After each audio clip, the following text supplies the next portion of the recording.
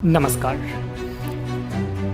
Devi Ahilya cancer hospital के आज के इस फीडबैक सेशन में एक ऐसा वीडियो मैं आपके बीच शेयर करने जा रहा हूं, जिस वीडियो का मुख्य उद्देश्य ये है कि कैंसर बीमारी के समक्ष जो भी लोग इस वक्त सामना कर रहे हैं, जो मरीज विशेष तौर पे जंग लड़ रहे हैं, वो मरीज की स्थिति क्या है और तब जब देवी अहिल्या कैंसर हॉस्पिटल में आते हैं तो उन्हें कितना आराम मिलता है। विशेष तौर पे जब यहाँ पे 7 दिन का ट्रीटमेंट जिस तरीके से दिया जा रहा है, तो 7 दिन के ट्रीटमेंट के बाद जो मरीजों के समक्ष जो स्थिति बन रही है, इस स्थिति को बखूबी समझने के लिए हम सीधे मरीज से ही बातचीत करेंगे। तो चलते हैं सावन कुमार जी के पास। झांसी से हैं, उत्तर प्रदेश का एक ऐसा शहर जिससे ख़ास तौर पे ऐतिहासिक दृष्टिकोण से ज़्यादातर लोग देखते हैं, समझते हैं। लेकिन ऐसी स्थिति में जब कोई कैंसर मरीज़ इस वक्त इस ज़मीन पे सामना कर रहा है, लड़ाई लड़ रहा है, जंग लड़ रहा है, तो ऐसे में क्या कुछ स्थिति बन रही है। सावन जी, मैं आपसे ये जानना चाहूँगा, जब आप 2021 में अप्रैल का वो महीना था जब आपके सामने एक बड़ी कह सकते कि भयावह बीमारी सामने आई, और वो बीमारी जो है आपके सामने न सिर्फ बीमारी के रूप में थी बल्कि एक संकट के रूप में भी। मैं आपसे जानना चाहूँगा उस वक्त क्या कुछ स्थिति थी, कितना दुख आप सहें, और आज जब 2022 में हम खड़े हैं तो इस वक्त एक मरीज के तौर पे आपकी हौसला कितना बुलंद है, इस बीमारी को हराने के लिए आप कितना तैयार हैं, और तैयार तब जब इस वक्त आप देवी अहिल्या कैंसर हॉस्पिटल के दहलीज पर आकर आप इलाज करा रहे हैं। सावन जी मैंने जो है अप्रैल में 2021 अप्रैल में मुझे पता लगा कि मसूड़े में मेरा लालपन आया है, और उसके बाद मैं कई डेंटिस्ट को दिखाया। डेंटिस्ट को दिखाने के बाद उन्होंने अपनी मेडिसिन दी और उससे कोई आराम नहीं मिला। उसके बाद मैं टाटा मेमोरियल गया। टाटा मेमोरियल वालों ने देखा, उन्होंने भी नकार दिया कि नहीं, आपको कोई ऐसी बीमारी नहीं है, डेंटिस्ट प्रॉब्लम है, डेंटल प्रॉब्लम है, आप कैंसर जैसी आपको बीमारी नहीं है। अगस्त का महीना था लगभग, तो उस समय हम वापस आ गए। फिर हम दोबारा से डेंटिस्ट डॉक्टर को दिखाने लगे, तो उन्होंने सीधे 2 दांत निकाल दिए कि इन्फेक्शन है या जो भी है। उससे वो थोड़ा बड़ा दांत निकलने के बाद फिर वापस हम लोग बॉम्बे गए, वहाँ ऑपरेशन कराया। सितंबर का महीना था और कंप्लीट सितंबर के महीने में मेरा ऑपरेशन हुआ। उसके बाद नवंबर दिसंबर में कीमो और रेडिएशन साथ में था, तो वो साथ में चला। लास्ट दिसंबर तक हम लोग वहाँ से फ्री हुए। जनवरी में हम वहाँ से आए। मार्च में हम लोग फिर गए चेकअप के लिए। चेकअप में पेट सीटी स्कैन करवाया, उसमें दोबारा से हमें फिर मतलब जो है रिकरेंस बताया गया कि हाँ रिकरेंस है वापस।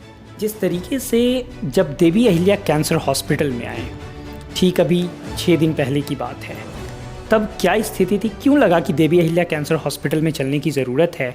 कैसे यहाँ के बारे में आपको जानकारी मिली, और तब जब आप यहाँ पे आए उस वक्त क्या आप सामना कर रहे थे?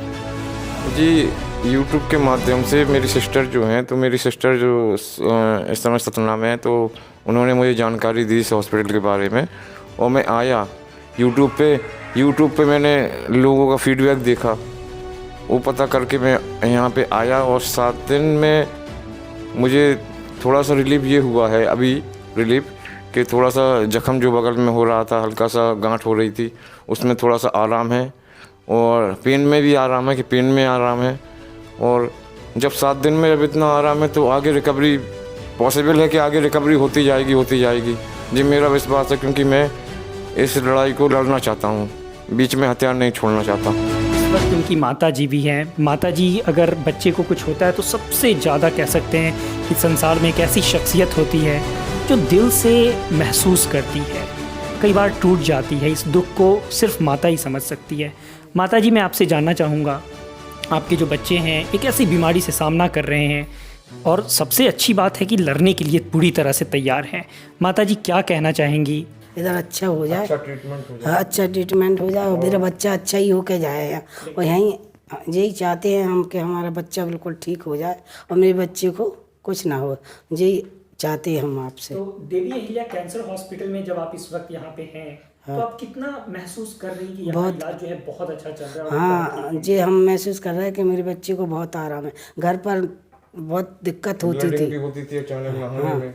हर तो चीज़ यहाँ में पे दिक्कत होती पस है। भी आती थी, पस आ रहा था। तो पस और ब्लीडिंग भी कम हुई है, मतलब बंद हो गई है यहाँ का 6-7 दिन में, अभी नहीं आ रही है। अभी नहीं तो आ रही, तो हमें बहुत खुशी है।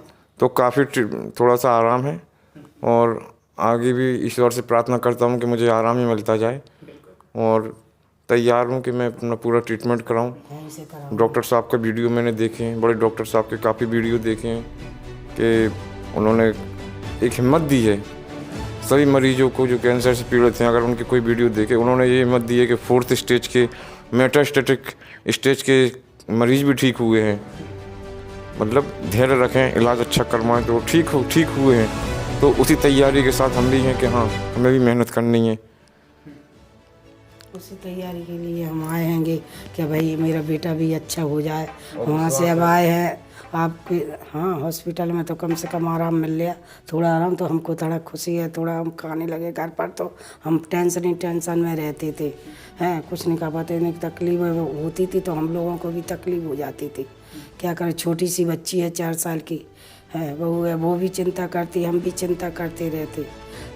क्या करें, इसलिए कहते मेरे बच्चा अच्छा हो जाए, और मुझे कुछ नहीं चाहिए, बस मेरे बच्चा अच्छा हो जाए। इसी दवाइयों से अच्छी दवा लग जाए उसे, तो जब इतना आराम है, थोड़ा आराम। डॉक्टर लोगों का तो ये कहना है एलोपैथी में कि कीमो करवाते जाइए, लेकिन बीमारी को कंट्रोल कर सकते हैं, उनका ये कहना है, और ख़त्म नहीं कर सकते।